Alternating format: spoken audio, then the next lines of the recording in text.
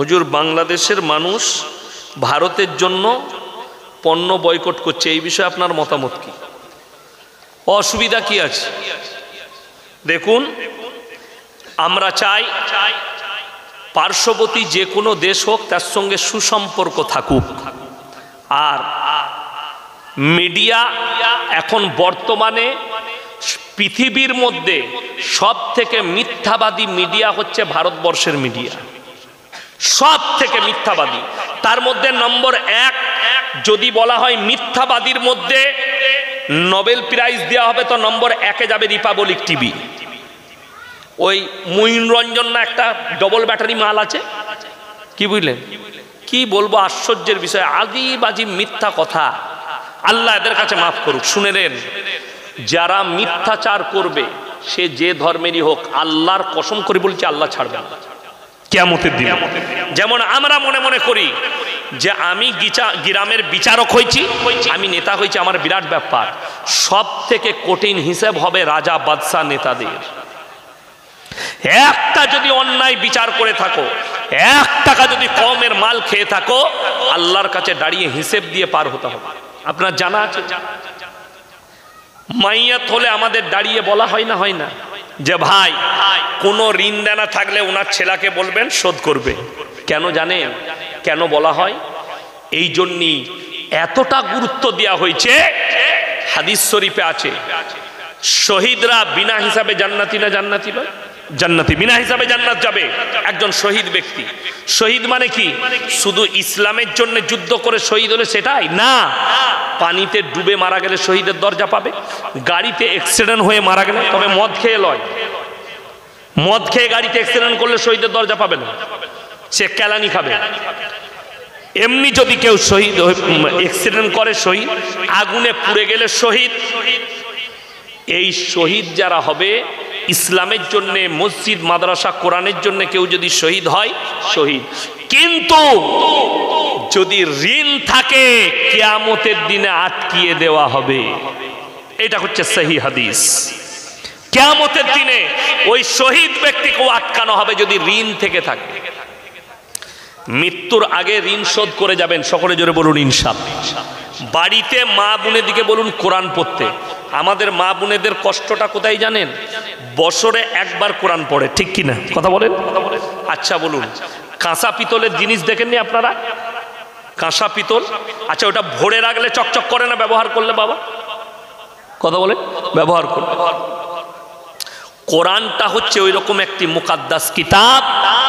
কেউ যদি বারবার পড়ে কোরআনটা আল্লাহ তাদের দিলেতে বসিয়ে দেয়, জোরে বলুন সুবহানাল্লাহ।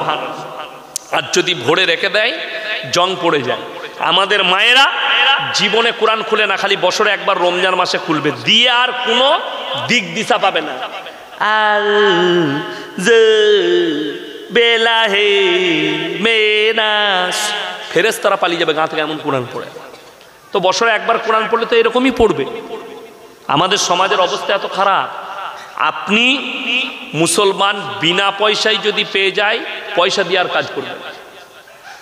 একটা বেটার বিয়ে দিচ্ছে, বিটির বিয়ে দিবে, কবার পরীক্ষা করে ছেলেটা কেমন, ছেলের আখলাক কেমন, ছেলের চরিত্র কেমন, চেক করে না? করে না? করে, কতবার চেক করে। কিন্তু আমাদের দেশের লোক মসজিদে মুয়াজ্জিন রাখবে, বলছে কাকে? সে আর কাজ করতে পারে না, গ্রামের চাচা। চাচা তুমি তো আর কিছুই পারো না, তো তুমি 3 টাইম ভাত খাবে আর মসজিদে ঝাড়ু লাগাবে আর আজান দিবে, পেটে ভাতে চাচা। এটা হচ্ছে পেটে ভাতে মুয়াজ্জিন, পয়সা দিয়ে রাখবে না, গ্রামের চাচা। আর লোকের ঘরে কাজ করতে পারে না, তো বলে মসজিদে তুমি 5 ওয়াক্ত নামাজ পড়ো, ঝাড় দিবে আর আজানটা দিবে, আর তুমি 3 বেলা খাবে। চাচা দেখলে নাই মামার থেকে কানা মামা অনেক ভালো, এই কাজটাই আমার ভালো, পেটে ভাত, পেটটা তো চলবে। চাচা আজান দিচ্ছে, আল্লাহু আকবার, আল্লাহ, যা বুঝে কর, কোনো উচ্চারণ ঠিক নাই। ফজর আজান দিচ্ছে, আসসালাতু খয়রুন মিনান, যার নাম খয়রুন সে বলছে আমাকে কে ফজরের সময় ডাকছিল, উঠে পড়েছে। একটা যদি পয়সা দিয়ে, ভাই কোথায় পড়াশোনা করেছো? ও দমদম মাদ্রাসায় পড়েছি। আচ্ছা, পড়াশোনা করেছো, আজানটা শোনাও তো। মাদ্রাসায় পড়েছে, ট্রেনিং নিয়ে আছে। আল্লাহু আকবার, আল্লাহু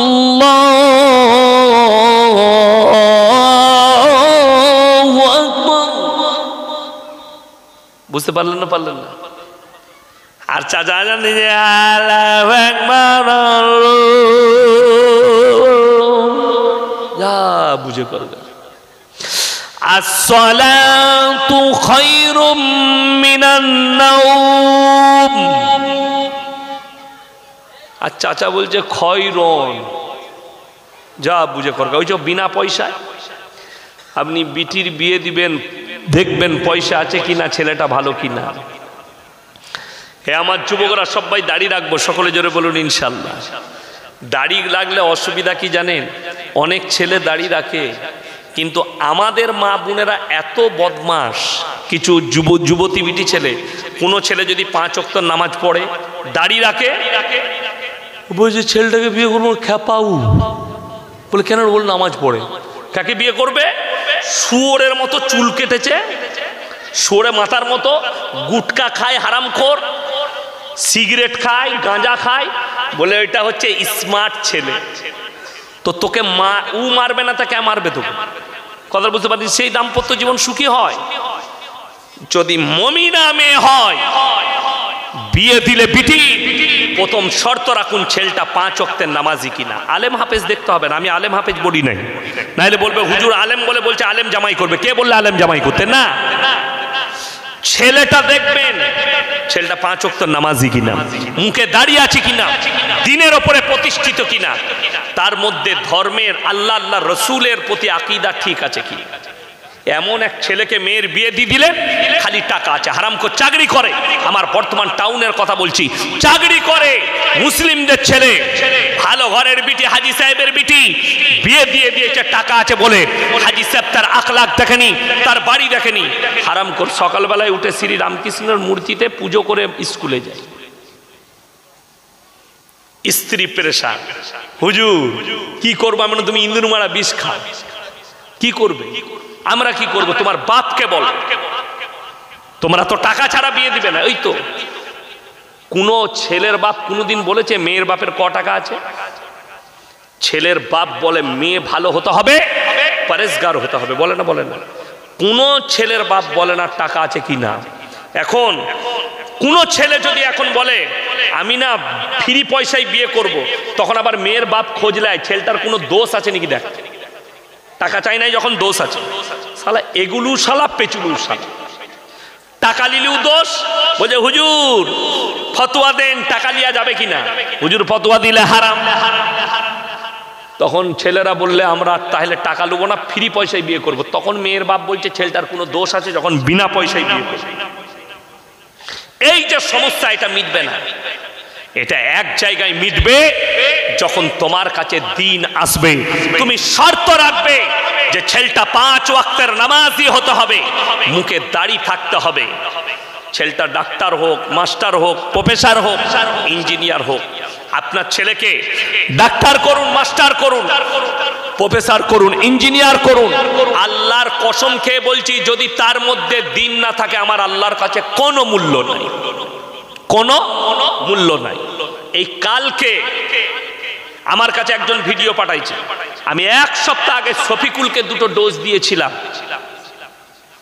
আরামবাগ টিভি, এই যে পাক্কা দালাল, আমি তাকে বলেছিলাম যে তুমি যদি ইমানদার হও, তুমি একবার প্রমাণ করিয়ে দেখাও। বেলডাঙ্গায় যে ঘটনা ঘটেছে, যে ধরা পড়েছে, সে কল্যাণী বিশ্ববিদ্যালয়ের ছাত্র সায়ন হালদার। তুমি তার লেগে রিপোর্ট করে দেখাও। কালকে ঢোক গিলে গিলে কথা বলেছে, আর আমাকে বলছে আপনি উগ্র মিজাজ নিয়ে কথা বলেছেন। আমি কখনো উগ্র মিজাজ নিয়ে কথা বলিনি। আমার কথা বলার ধারণাটাই এরকম, ধারাটাই এরকম। আমি এইভাবেই কথা বলি, চিল্লিয়ে কথা বলি। তোমাকে জোর লেগেছে, আর তুমি তো দাঁত চিবি চিবি কথা বলেছো। সে ঢোক গিলে কথা বলেছে, আমি বলেছি। সে বলছে আমি প্রমাণ দিতে যাব না, আমি ইমানদার কিনা। তুমি ইমানদার হলে তো প্রমাণ দিবে। তুমি যে বেঈমান, এটা পশ্চিম বাংলার মুসলমান জেনে গেছে। তুমি যে বেঈমান। আমার কাছে একটা চার্ট এসছে, মুর্শিদাবাদের সুতি থানায় দুটো অমুসলিম ভাইদের ছেলে ধরা পড়েছে, যারা রেল স্টেশনের প্ল্যাটফর্মের ওপরে বোম রাখতে গিয়েছিল। একটা বীরভূমের ছেলে তাকে পেপারের ফটোটা পাঠিয়েছে, এটা খবর করো। বলছে দাদা খবর হয়ে গেছে। তোর বলার হিম্মত নেই। তোমার যদি হিম্মত থাকে তুমি বলে দেখাও তুমি কি আমার বিরুদ্ধে বলতে চাইছো। বলছে প্রশাসনকে বলুন, প্রেস কনফারেন্স করে বলতে বেলডাঙ্গার প্রশাসনকে। তোর লজ্জা লাগেনি বলতে? বাংলার মানুষ জেনে গেছে তুমি কার দালালি করছো। আর আল্লাহর কৃপায় আমার গলায় পাট্টা লাগানো নাই। কুকুর দুটো কন্ডিশনে চিল্লায়, হয়তো পাগল হয়ে গেছে তখন চিল্লায়, তা না হয় তার পেছনে মালিক দাঁড়িয়ে থাকলে তখন সে চিল্লায়। সকালবেলায় উঠে বারাসাতে যাবেন, কিছু লোক সকালবেলায় মর্নিং ওয়াক করতে বেরোয় না বড় লোকরা, কুকুরের চেনটা ধরে থাকে। ওই কুকুরটা দেখবেন লোক দেখলেই কি করে, চিল্লায় না, ও চিল্লাবে। কিন্তু রাস্তার একটা কুকুর সে কিন্তু চিল্লাবে না, সে জানে আমি চিল্লালে আমাকে মারবে। আর ও জানে আমি চিল্লালে আমাকে মারতে পারবে না, যেহেতু মালিক আমার পেছনে দাঁড়িয়ে আছে। শফিকুল, আমি তোমাকে কুকুর বলিনি, তবে সত্যিকারই তোমার গলায় পাট্টা দিয়ে কেউ দাঁড়িয়ে আছে, যার কারণে তুমি খবর করতে পারোনি। তুমি যে কার দালালি করছো পশ্চিম বাংলার মুসলমানরা জেনে গেছে। আর আমি বলে দিচ্ছি একে বয়কট করুন, তা না হলে একনিষ্ঠভাবে আমি ইয়াসিন আমি বলেছি বেলডাঙ্গার মাটিতে ওয়ালা তাসুব্বুল্লাযীনা ইয়াদউনা মিন দুনিল্লাহি ফায়াসুব্বুল্লাহা আদওয়াম বিগাইরি ইলম। তোমরা কারো দেবদেবীকে গালি দিবে না, কারো ধর্মকে গালি দিও না। এটা আল্লাহ তাআলা হুকুম দিলেন। আমার 1 লাখের বেশি জলসা ছুটছে, একটা জলসা বার করে দেখাতে পারবেন না যে আমি কোনো ধর্মের দেবদেবীকে গালি দিয়েছি। যদি দেখান আমি জীবনে আর কোনোদিন কথা বলবো না সমাজের বুকে, একটা গালি দেখাতে পারবেন না। বড় কষ্টের বিষয়, আল্লাহ রসুলের হাদিস আমি বেলডাঙ্গার মাটিতে বলেছি। জালিলিয়া মাদ্রাসা দারুল হুদা, সেই মাদ্রাসার প্রোগ্রামে বলেছি, হে বেলডাঙ্গার মুসলমান শোনো, আল্লাহর নবী সাল্লাল্লাহু আলাইহি সাল্লামের হাদিস, তোমরা মুমিন ততক্ষণ হতে পারবে না যতক্ষণ পর্যন্ত তোমার কাছ থেকে তোমার প্রতিবেশী সুরক্ষিত নয়। নবী যে আদেশ দিলেন, তোমরা দেখো না তোমার বাড়ির পাশে কে বসবাস করছে, সে ক্ষুধার্ত হলে খাবার দাও, বস্ত্রহীন হলে বস্ত্র দাও, বিপদে পড়লে পাশে দাঁড়াও। এটাই হচ্ছে রাসূলের আখলাক। আর শফিকুলকে বলবো, আমি ইয়াসিন আমি অন্যের ধর্মকে সম্মান করি কিনা তুমি একবার আমার এলাকার মানুষের কাছ থেকে খোঁজ নিয়ে নাও। আমার 1 লাখের বেশি জলসা ছুটছে, তুমি বার করে দেখো। আর গোটা পশ্চিম বাংলার মানুষ জেনে গেছে তুমি কার দালালি করছো আর কে তোমার গলায় কুত্তার মতো পাট্টাটা ঢেলে দিয়েছে, এটা সবাই বুঝতে পারছে। তা না হলে যে অন্যায় করবে অন্যায়, তাতে সে মুসলিমদের ছেলে হোক আর হিন্দুদের হোক আর দলিতের হোক আর আদিবাসীর হোক। আজকে বলুন, আরজি করে ধর্ষণ হয়েছে, এখনো পর্যন্ত ফাঁসি হয়েছে? হয়নি। আল্লাহর কসম করে বলছি, কোরআনের বিচার, কেউ যদি ধর্ষণ করে তাকে রাজপথে দাঁড় করে মুন্ডুচ্ছেদ করে দাও, দ্বিতীয় ধর্ষণ খুঁজে পাবে না। আমাকে যদি 24 ঘন্টার জন্য ভারতের প্রধানমন্ত্রী করেন, জেলের কুঠুরিতে যতগুলো ধর্ষণকারী বাবা আর ধর্ষণকারী বসে আছে এদের মুন্ডুগুলো ছেদ করব, দিল্লির পথে দাঁড় করিয়ে, কলকাতার রাজপথে দাঁড় করিয়ে এদের জন্য একটাই বিচার, মুন্ডু ছেদ করে দাও, দ্বিতীয় ধর্ষণ খুঁজে পাবে না। এটা কোরআনের আইন। একটা ছেলে, একটা বিবাহিত মহিলা আর বিবাহিত পুরুষ, এরা যদি পরকীয়ায় লিপ্ত হয় আর যদি ধরা পড়ে যায়, দুজনকে অর্ধেকটা পুঁতে খেপা কুকুর লাগিয়ে খাইয়ে দাও, তা না হলে পাথর মেরে হত্যা করো। এটা কোরআনের আইন। কোনো অবিবাহিত ছেলে আর অবিবাহিত মেয়ে এরা যদি মিলামিশা করে ধর্ষণ করে, এদিকে সঙ্গে সঙ্গে 100টা করে কুড়া মারো। কোনো ছেলে যদি কোনো মেয়েকে ধর্ষণ করে, তাকে দাঁড় করিয়ে তার মুন্ডু ছেদ করে দাও। এটাই হচ্ছে একটা বিচার। তাছাড়া তাকে কোর্টে জেলেতে ভরে পালার রাস্তা ইসলামে নাই। আর দ্বিতীয় খুঁজে পাবেন না। হজের ময়দান জানেন না? জানেন না? হাজী সাহেব কে কে আছেন এখানে? হাত তুলেন। হাজী সাহেব কেউ আছেন? হাত তুলেন। হাজী সাহেব 40 লাখ হাজী মক্কা মদিনার মাটিতে হাজির হয়। সেখানে 15 লক্ষ খালি হাজী বিবি থাকে। কত বললাম? 15 লাখ। তার মধ্যে 3 থেকে 4 লাখ থেকে 5 লাখ বুড়ো বুড়ি থাকে। কোথাকার? ভারত, বাংলাদেশ, পাকিস্তানের বুড়িরা হজ করতে যায়। আর Indonesia, Malaysia, Lebanon, Kuwait, Iran, Iraq, এদের যুবতী বিটি ছেলেরা হজ করতে যায়। যুবতী বিটি ছেলেরা যাদের 15 বছর বয়স, যাদের 20 বছর বয়স, বিয়ের আগে তারা হজ করে, তা না হলে বিয়ে করবে না। একটা পৃথিবীর ইতিহাসে, এই আমি ভারতের মিডিয়া দিকে চ্যালেঞ্জ দিয়ে যাচ্ছি, একটা পৃথিবীর ইতিহাসে বার করে দেখিয়ে দাও মক্কা মদিনায় একটা ধর্ষণ হয়েছে। আমি ইয়াসিন জীবনে আর সমাজের বুকে কথা রাখবো না। একটা পারবে না পৃথিবীর ইতিহাসে দেখাতে। কেন? সেখানে আইন আছে চুরি করলে হাত কেটে দাও। সেখানে আইন আছে কেউ যদি নারীর গায়ে হাত দেয় তার মুন্ডু ছেদ করে দাও। যদি একদিন মৃত্যুদণ্ড ভারতে নিয়ে আসা হয়, একজনও বাঁচবেন। শুধু এই আরজি কর বলছেন। আরে যাদবপুর বিশ্ববিদ্যালয়ের হোস্টেলে একটা ছেলে আত্মহত্যা করে মারা গেল, খবর পেয়েছেন না? পাননি? 7 মাস 8 মাস আগে প্রশাসন বাবুরা খালি সিসি ক্যামেরা লাগাতে চেয়েছিল, ছাত্র ছাত্রীরা আন্দোলন করেছে। কেন? এখানে যদি প্রশাসনরা সিসি ক্যামেরা লাগায়, আমরা জিনা করতে পাবো না, আমরা ধর্ষণ করতে পাবো না, আমরা মিলামিশা করতে পাবো না। আমি বলিনি, নিউজ 18 বাংলা, এবিপি আনন্দ, এরা খবর সম্প্রচার করেছে। এদের খবরটা এখনো ফেসবুক আর ইউটিউবে আছে। এরা দিয়েছে যাদবপুর বিশ্ববিদ্যালয়ের হোস্টেল থেকে, হোস্টেলের বাথরুম থেকে সেক্সের ট্যাবলেটের পাতা পাওয়া গেছে, নিরোদের প্যাকেট পাওয়া গেছে, মদের বোতল পাওয়া গেছে। আমি চ্যালেঞ্জ ছুড়লাম এই কুটা বারাসাতের বাসীকে, একটা শিক্ষিত লোক একটা মাদ্রাসার বাথরুম থেকে সেক্সের ট্যাবলেটের পাতা, শুধু দূরের কথা সিগারেটের প্যাকেট একটা বার করতে পারবে না। জোরে বলুন না সুবহানাল্লাহ। আমরা আদর্শ জিনা করার দিই না, আমরা আদর্শ মদ পানের দিই না। তোমরা আমাদিকে গালি দাও, আমাদিকে মাদ্রাসা ছাপ বলো। আরে অরিজিনাল মানুষ তো আমরা তৈরি করি। যেদিকে নোংরামি শিখাই না, যেদিকে ধর্ষণ শিখাই না। শুনেলেন আমাদের লিগে বলছে এরা হচ্ছে আতঙ্কবাদী। আচ্ছা, ব্যাংক যদি কেউ, এটিএম যদি কেউ ডাকাতি করতে চায়, তাকে মাদ্রাসায় পড়া লাগবে না ইঞ্জিনিয়ার লাগবে? ইঞ্জিনিয়ারটা কোথায় হয়? মাদ্রাসায় তো। কথা বলে না? কলেজ ইউনিভার্সিটিতে হয় ইঞ্জিনিয়ারটা। তাহলে আতঙ্কবাদী কারা তৈরি করছে? কলেজ ইউনিভার্সিটি না মাদ্রাসা? মাদ্রাসা।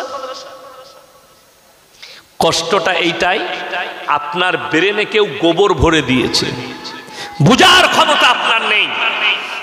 যে অন্যায় করবে অন্যায়, তাতে সেটা মাদ্রাসার তালিবে ইলম হোক আর আলেম হোক আর কলেজ স্টুডেন্ট হোক আর হিন্দু হোক আর মুসলিম হোক, অন্যায়টা অন্যায়। আর মাথায় রাখবেন হিন্দু মুসলিম ভাই, কেউ যদি অন্যায় করে একটা মানুষের জন্য গোটা কমিউনিটি খারাপ হতে পারে না। নূপুর শর্মা গালি দিয়েছে, তা বলে এটা নয় যে গোটা হিন্দু সমাজ খারাপ। যে গালি দিয়েছে সেই লোকটাই খারাপ, সেই ব্যক্তি খারাপ। আপনি গোটা কমিউনিটিকে গালি দিতে পাবেন না, গোটা হিন্দু সমাজকে গালি দিতে পাবেন না। একটা মুসলমান ছেলে, সে আতঙ্কবাদী ধরা পড়েছে, বোম রাখতে গিয়ে ধরা পড়েছে। সে আতঙ্কবাদী, মুসলিম বলে নয়। আতঙ্কবাদীর কোনো জাত হয় না। যদি বলেন না জাত হয়, মুসলিমরা আতঙ্কবাদী হয়। সুতি থানায় যে দুটো ছেলে রেল লাইনের ওপরে মুর্শিদাবাদের সুতি থানায় বোম রাখতে গিয়েছিল, তারা দাসদের ছেলে। তাদের নামটা মোহাম্মদ লয়, দাস। বেলডাঙ্গায় বোর্ডের ওপরে আল্লাহকে গালি দিয়া নামটা যে লিখেছে, তার নাম হচ্ছে সয়ন হালদার। সে কল্যাণী বিশ্ববিদ্যালয়ের স্টুডেন্ট। তাইলে আপনি কি করবেন? এটার জন্য গোটা হিন্দু ভাই সমাজ দায়ী না, সবাই দায়ী নয়। এই ছেলেটা একা দায়ী, যেহেতু হিন্দু আর মুসলিমের মধ্যে বিবাদ লাগানোর চেষ্টা করেছে। আমি থানায় দাঁড়িয়ে বলি কোরবানির দিনে, আমি অনেক জলসায় বলেছি, আমার জলসা খুললে পাবেন। আমি বলেছি যে কোরবানির সময় আমরা যখন গরুর মাংস বিতরণ করি, আমাদের বাড়িতে অনেক দেখবেন আদিবাসী ভাইরা চলে আসে না মাংস দিতে চলে আসে। আমি নিষেধ করেছি তাদেরকে মাংস দিবেন না। শরীয়ত নয় এটা, হাদিসে আছে কেউ যদি মাংস নিতে আছে দিতে পাবেন। অন্য জাতির মানুষ যদি আপনার কাছে মাংস নিতে আছে, আপনি মাংস দেওয়া জায়েজ আছে। কিন্তু বর্তমান পরিস্থিতি, কিছু মানুষ তারা চাইছে হিন্দু মুসলিম জাতির মধ্যে বিভেদ সৃষ্টি হোক, তার কারণে তাদেরকে দেওয়া যাবে না। আপনি একটা মাতাল লোক, অমুসলিম আদিবাসী, তাকে আপনি মাংস দিয়ে দিলেন 2 টুকরো 4 টুকরো, সে নিয়ে যাচ্ছে, মদ খেয়ে আছে, সে একটা মন্দিরের পাশ দিয়ে পেরিয়ে যাচ্ছে, চিকচিকিটা ফেটে মাংসটা পড়ে গেল, সে এমন একটা মাতাল, সে বাড়ি পালিয়ে গেল। কিছু সেখানে উগ্র লোক জড়ো হলো, তারা বললে, কিছু উগ্র ছেলে বলে এটা মুসলিমরা ফেলে গেছে। একটা সেই পাড়ায় হিন্দু মুসলিমের মধ্যে বিভেদ সৃষ্টি হলো। কথাটা বুঝাতে পারলাম? আমি খুব সূক্ষ্মভাবে বুঝালাম আপনাকে। ওই জন্য ওই হিসাবে দেওয়া যাবে না। আপনার যদি মনে হয়, সে যদি বলে দাদা আমি মাংস খাবো, আপনার বাড়িতে রান্না মাংস তাকে বাটি করে খাইয়ে দেন, লেখা এখানে বসে, নিয়ে যেতে পাবি না, কাঁচা মাংস দেবো না। আমি তো আমার গ্রামে বলি 1 টুকরো দাও না, যে খাবে হাঁড়ি করে নামিয়ে দাও, 1 বাটি 2 বাটি 4 বাটি খা। কত খাবি? এইখানে বসে খা, নিয়ে গেলি বিপদ। ওই জন্য শুনেলেন, আজকে দুনিয়া কিয়ামতের দিনে যত এগুবে তত মানুষ হিংস্র হবে। এটা রাসূল সাল্লাল্লাহু আলাইহি সাল্লামের হাদিস। বিবাদ বেড়ে যাবে, ভাইয়ে ভাইয়ে মিল থাকবে না। আরে প্রতিবেশী জাতি তো দূরের কথা, ধর্ম তো দূরের কথা, ধর্মযুদ্ধ তো পৃথিবীতে হবেই হবে, কিন্তু পারিবারিক যুদ্ধটাও মারাত্মকভাবে হবে।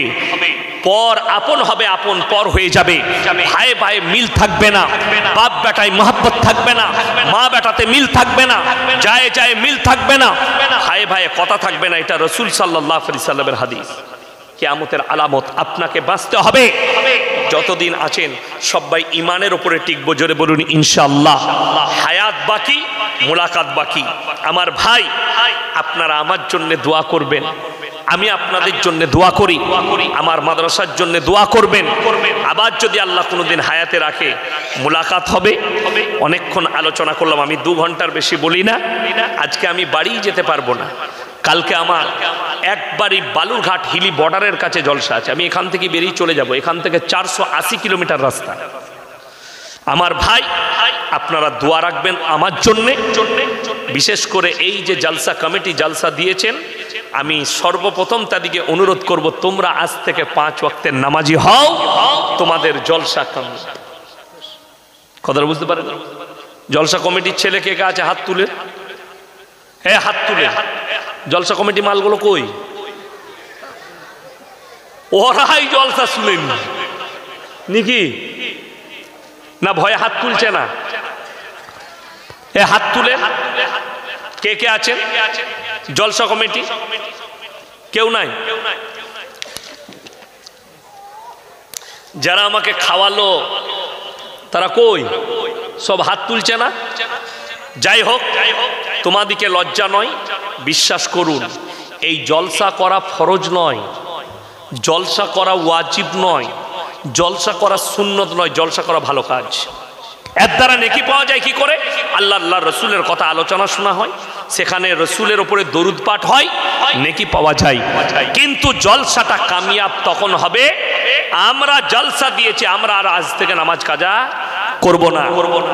এই জলসার দ্বারা যদি একটা মানুষ পরিবর্তন হয়, জলসা কামিয়াব।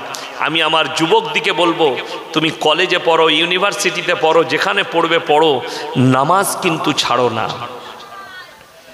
তুমি তোমার হোস্টেলে নামাজ আদায় করো, নামাজের টাইমে তুমি পাপ থেকে নিজেকে মুক্তি দান করো। যে যুবকরা মনে মনে করছেন হুজুর আমি সব থেকে বড় পাপ, যুবকরা কিসে ফাঁসছেন জানেন? 2টো জিনিসে। এক হচ্ছে হস্তমৈথুন, এবং এই পাপটা বেড়ে যাচ্ছে কিসের কারণে? মোবাইল। এই মোবাইলে এরা পর্নোগ্রাফি দেখছে, যার কারণে তাদেরকে আমি বলবো, অনুরোধ করে, যার মনে হচ্ছে আমি এই জায়গা থেকে বেরোতে পারছি না, তারা মোবাইল চেঞ্জ করো। তা না হলে রাত্রে শোবার সময় মোবাইল সুইচ অফ করে দাও। এশার নামাজ পড়ে প্রতি নামাজের পরে 100 বার করে ইস্তেগফার করবে, আল্লাহ কামিয়াবি দেবে। যাই হোক, আপনারা আমার জন্য দোয়া রাখুন, আমি আপনাদের জন্য দোয়া রাখি। আমার মাদ্রাসার জন্য দোয়া করবেন। আর আমার মাদ্রাসায় যদি কেউ ছেলে দিতে চান, 1 টাকা বোর্ডিং ফি নাই, ফ্রি, 1 টাকা বোর্ডিং ফি নাই, ভর্তি ফি মাত্র 300 টাকা। দোয়া রাখবেন, জায়গা হয়ে গেছে। আমি মেয়েদের জন্য একটা ক্যাম্পাস করছি, শুধু মেয়েদের আরবি শিক্ষা নয়, তার সাথে সাথে স্কুল কলেজ দুটোই থাকবে। আমার বাড়ির কাছে